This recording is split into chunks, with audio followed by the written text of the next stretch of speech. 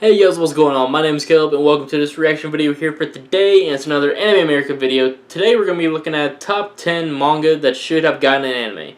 Now, I'm not much of a manga reader, nor am I a comic book guy, because I don't know. I honestly don't know. I really don't know why, and yet I don't know. It's the reason why I think all my movie reviews kind of fail, because I mostly go see comic book movies. And I don't know jack shit about the characters in those movies. So, yeah.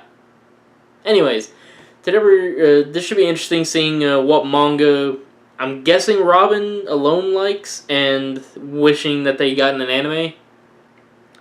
So, but never say never. There could be a possibility that these manga could get an anime at some point.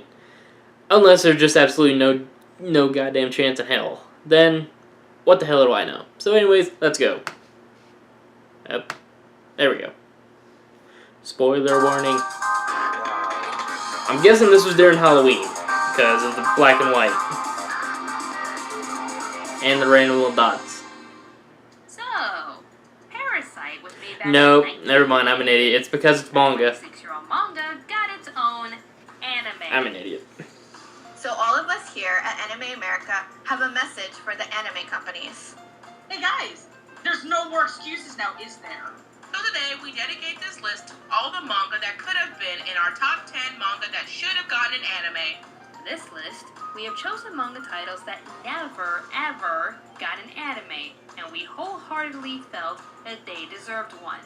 Keep in mind that most of these titles are shoujo names, only because we really couldn't pick a shonen manga that never got an anime. It seems Japan loves shonen, but nonetheless, here is Anime America's top 10 manga that should have an anime. Okay, so this is more just like everybody wholeheartedly agreeing or coming up with a manga, like one of the manga that they enjoyed reading that never got an anime. Okay. Number 10. Number 10. 10 Count. 10 Count is the story of the misophobic Shiratani Tadami and the therapist Kurosuke Riku, who asked to help treat him. And why, yes, this is a boys' love manga. In fact, it's recently been voted by Japanese bookstore workers to be the best one out right now. What makes 10 Count succeed is not because it focuses rushing right into sexy times, but it focuses on making Shiratani and Kurosuke's struggle real. And yes, there is some slightly graphic sexual act depicted that leads to the age-old trouble of how can you get around showing sex without showing sex. What in the butt? Anyway, I think 10 Count could be the next love stage. It's sweet, charming, funny, and at times drastic. Hopefully, it will be an anime soon with how recently the manga has come out. What's really impressive about this yaoi is the story. I mean, if this really got its own anime, it'd get the Seikaiichi Hatsukoi treatment with a bit of censorship here and there. But with the story and the connection between the characters, the story can carry out on its own. That's pretty damn impressive for a yaoi.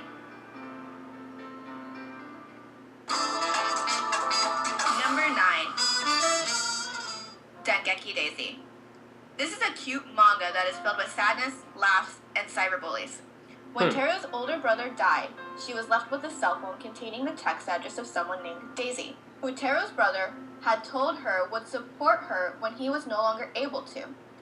One afternoon, after bullies from the student council are mysteriously scared away, Teru accidentally breaks a school window, which results in her working for a grouchy school janitor named Tasuku. As Teru begins working for the unlikable school janitor, her feelings begin to surpass that of a master-servant relationship, and she begins to question Daisy's true identity. It is a great series, and it didn't get the anime deserved. If it had gotten an anime, it would have done as well as Maid-sama. Now this one should look familiar to all of you Anime America fans. This manga was actually used in one of our A&B contests as a manga music video. With the images used to tell a story, this made us all want to read the manga. Young love, cyberbullying, awesome characters. How did this not get an anime?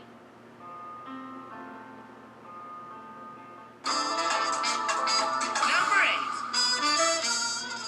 8. Kitchen Princess. Yes. It's another series about kids cooking in clubs/school. However, why I like this manga is for its whimsical charm. Around the early 1990s to 2000s, with shows like Kodacha and Gate and Alice, where main characters were generally younger.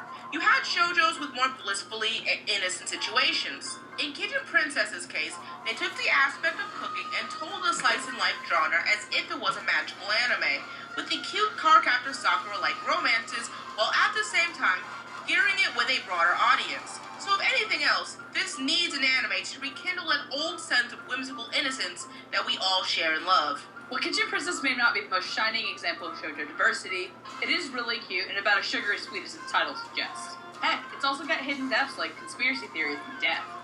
It's well worth checking out. It also fulfills a role that we need in having more children's anime, as the manga did win the Kodansha Manga Award for Children's Manga in 2006. Number 7. Hana, Kimi. Hana Kimi is the story of Mizuki Ayesha, a Japanese girl who lives in the United States. One day she sees a track and field competition on TV and becomes attracted to one of the high school jump competitors, Izumi Sano.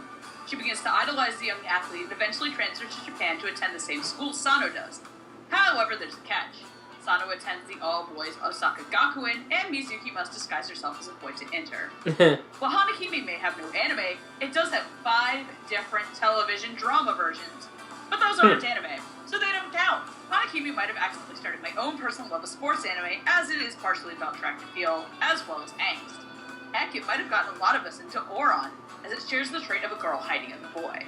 But Hana Kimi will always hold a special place in my heart for one reason and one reason I guess I haven't watched Oron in a while.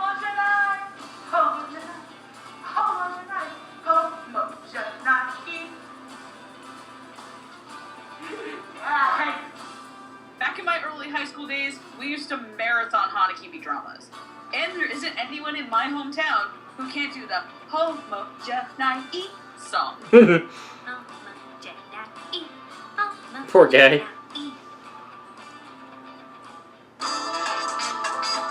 Number 6. Absolute Boyfriend. And we please forget about that stupid drama. This whole manga was screaming anime, not live action drama. If anything, this manga is a literal narration of what is wrong with society.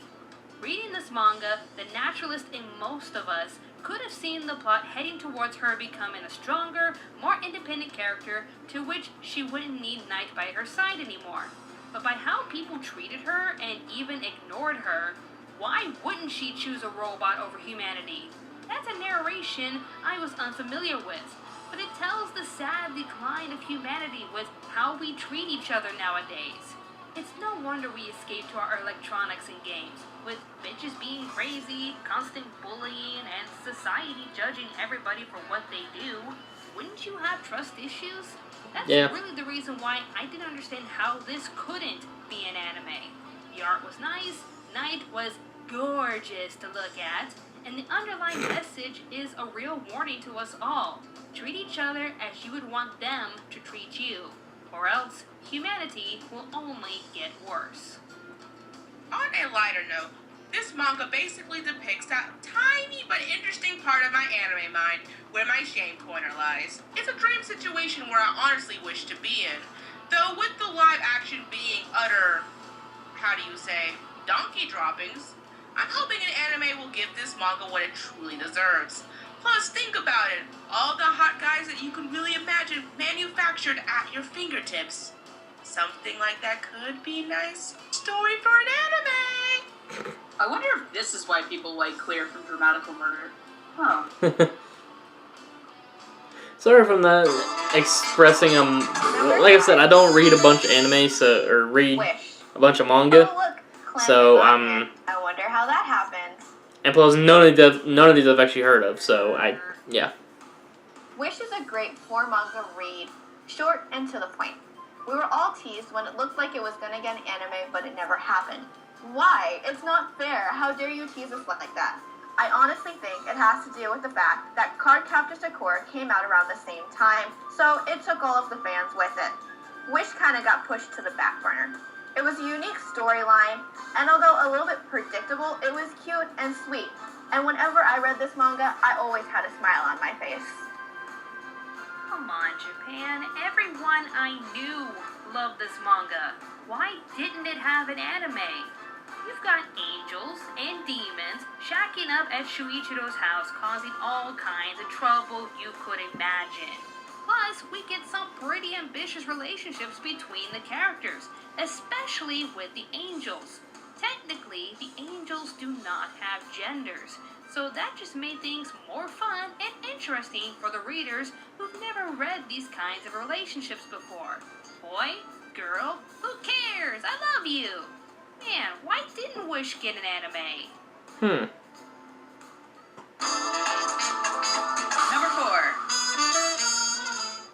4. Millennium Snow. Millennium Snow focuses on the story of Chiyuki Matsuoka, a high school girl hospitalized with a heart problem. One day, she meets Toya Kano, a vampire who has the opposite problem of her. When he takes the blood of a human, he will live for 1,000 years, and they will live with him. Toya is having none of this, however. Chiyuki sets out to change his worldview so that he can find a partner. Millennium Snow is a series I picked up on a whim one day to read. I fell in love instantly. While it can be seen as shallow, shoujo vampire fodder, I actually enjoyed it. The designs were cute and the art evolved well. It also serves as an interesting beta to Ouran High School Host Club, as both series are written and drawn by mangaka Bisco Hattori. Oh, okay. And finally, getting to see it complete after so many years brings a warmth to the black hole in my chest that I call a heart.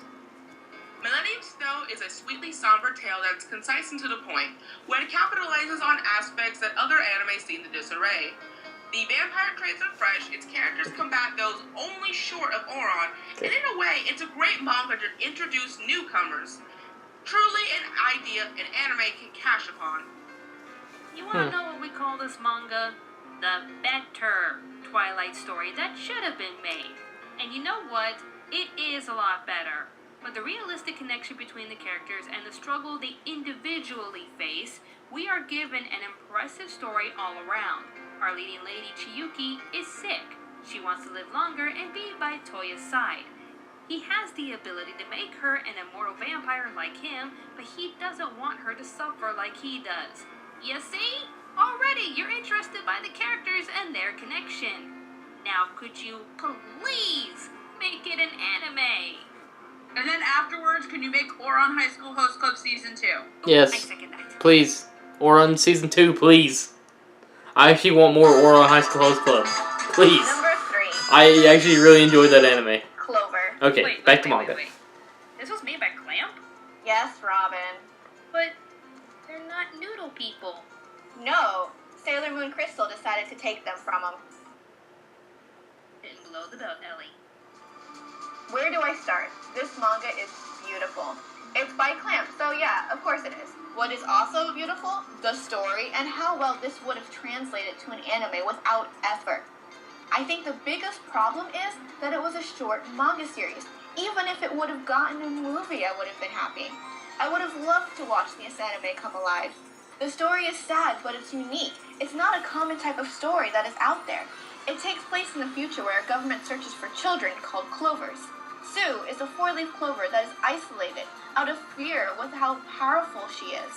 Kazuhiko, who is an ex-military, is tasked with escorting her to a certain secret place, and along the way they find out they're connected by his ex-dead lover who was killed by the military. Like Wish, this got a 6-minute teaser, and then nothing. Totally not fair.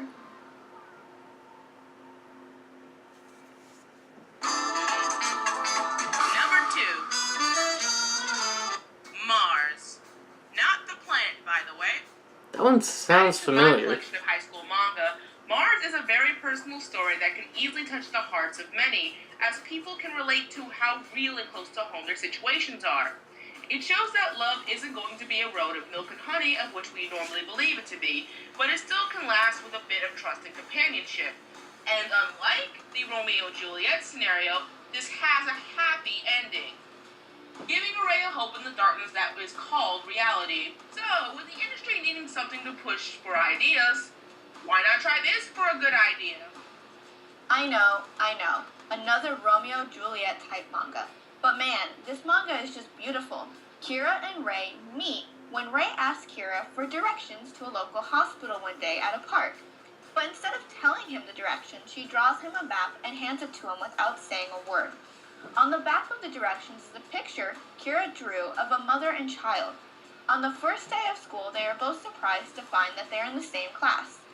Later, Ray walks in on a teacher sexually harassing Kira, and Ray promises to protect Kira in exchange for a painted version of the sketch that was on the back of the map. He also offers to lend Kira his body, and she asks him to be a model for her, thus beginning a relationship that is opposed by the world in general. They draw on their love for each other to heal their wounds. Ray is scarred from his twin's suicide, and Kira has a hatred of men due to her stepfather sexually harassing her. I don't understand what happened. It would have made a great anime. The story was on point, and the character development was amazing. You grow to love the characters as it progresses. You cry and you laugh, and even towards the end, you start crying more, hoping that everything just turns out better. And it does. Before we get to our number 1 pick, here's some of our honorable mentions. Sorry, my neck is really itchy right now. School Mermaid. Snowdrop.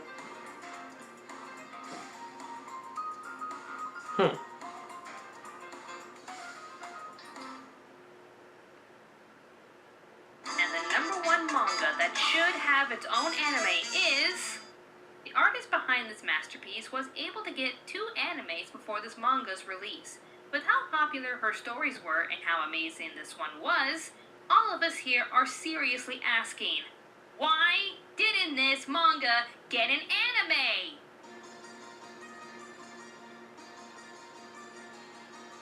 Alice 19th. I don't understand how this didn't get an anime. A great story, awesome action. It baffles me. How did this not get an anime? Every time I read this manga, I can always imagine what the anime would look like, who would be voice acting who, and what the fight scenes would look like. I don't understand it. It makes me so mad every time I think how this does not have an anime. With the industry nowadays giving third seasons to things that either don't need to be needed or to please the pleasure masses, I ask you, Japan, why? Why, Japan, why? Alice 19th would make a great anime. We have a good plot, great characters, and you give us these. You can do it if you look deep enough. I'll admit, I've never read Alice 19. However, I want to now. I want to see this as an anime without knowing much about it besides whatever Robin and Ellie say. Alice 19th is interesting. Alone, I would watch to see what happens. If it was given to the right studio and director, it could be amazing. This would have been the perfect anime. With its amazing art style, outstanding characters, and a form of magic you never see in any other anime, this could have held up on its own as a memorable anime. This isn't your typical good versus evil, since it leaves the interpretation that anyone around you can easily fall into darkness. No one is perfect in this story. Hell, a lot of the good guys actually perform dark deeds that they intentionally performed. How did Mayura end up in the dark realm? Because Alice wished she would disappear. Yeah, it was that simple. A simple argument that escalated quickly turned a dark corner for our main character. It's a powerful way to say words have power. Whether it be the Lotus words, Marum words, or just a regular conversation, every word you say can have a positive or negative effect on another person. That's why this manga needed an anime. The message it leaves is so powerful that everyone needs to hear it. If you haven't read the series, it's a must-read. And we can honestly say Alice 19th is one manga that desperately needs an anime.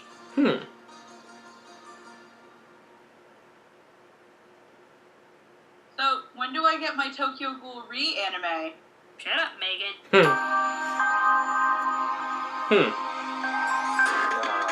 I'm gonna stop that right there.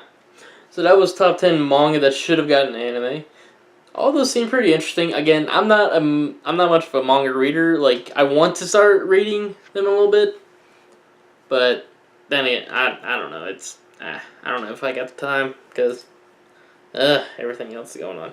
I say I don't have the time, and then I lounge about for like 3 hours and do absolutely nothing but watch Netflix. So, yeah. I say I got nothing. I say I got no time, but I got all the time in the world. So, let me mark this one off the list. That just leaves 2 more left to go for Anime America. I don't really, again, I don't know, because I don't read manga. I am actually interested in seeing if some of these actually hold up to what they say, because then again, it's word of mouth, personally. It's pretty much that's what all these lists are, is word of mouth. It's somebody's opinion on what they think the top 10 of this certain category should be. Which, some of them I agree with, others I don't, which that's perfectly fine. I actually am very curious to see if some of these manga do deserve anime, and whether I read them or I buy them for my girlfriend and she ends up reading the series, that's just something I'm going to have to figure out later. So, I don't know. I'll figure out something to do with it. But I might actually get back to you guys on that about whether I personally think that these should become anime or not. Then again, I'm always down for more manga becoming anime, no matter what it is, honestly. Like, there's still a lot of anime that I actually need to start watching, so, yeah. Anyways, hope you guys did enjoy this video. If you did, hit that like button down there. Comment if you guys got any more videos you want me to react to. I'll make sure to give them a look. I'll go and say this, a lot of people have been asking me to, or they haven't been asking me lately, but a lot of you guys, I should say you people, because, but you guys have asked me to review top 10 craziest characters we love in anime, and I actually had already done that video. It was on my girlfriend's channel, but I figured since I don't really advertise all that much, I'll go and just do another video for you guys. We haven't even watched it in like a year, so I doubt we even remember it, but I figured we go ahead and do it again, and try to wrap it up with that. And then the last one I got to do is top 10 best anime to watch on Halloween, so that should be fun. That should be an interesting list. I am very curious to see what anime would be the best to watch on Halloween. But, yeah. And, so yeah, put down comments of what you guys think I should start watching, or like what you guys would like to see me react to. I'll make sure to write them down and give them a watch. Sorry, I keep scratching everywhere, because, And, as always, subscribe if you guys are not subscribed for more of these videos here on my channel. And until next time, I will see you guys later.